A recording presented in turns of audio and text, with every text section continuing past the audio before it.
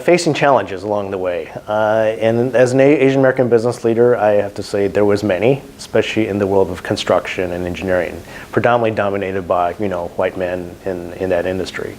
So I was one of the very few Asian American business owners of an engineering company in the Northwest.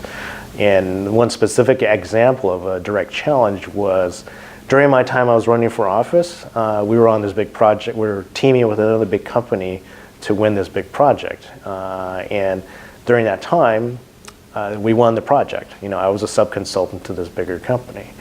But then when I lost my race, they were negotiating the contract during that time.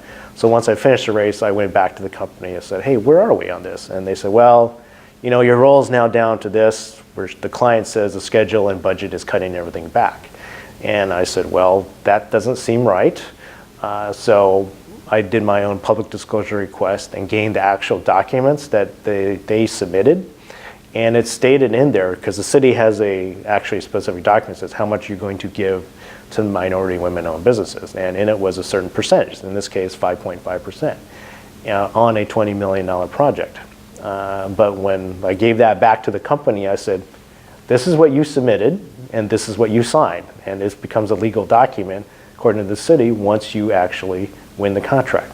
So you're either going to give me that 5.5%, or I will take it to the city, to the mayor and the city council. The advantage was I ran for office, so therefore I knew the new mayor and I knew all the city council members. So they knew who I was. So I publicly shamed them regardless, both the company and the elected officials. 1 week later, I got a call back from the company. It says, you will have your 5.5%.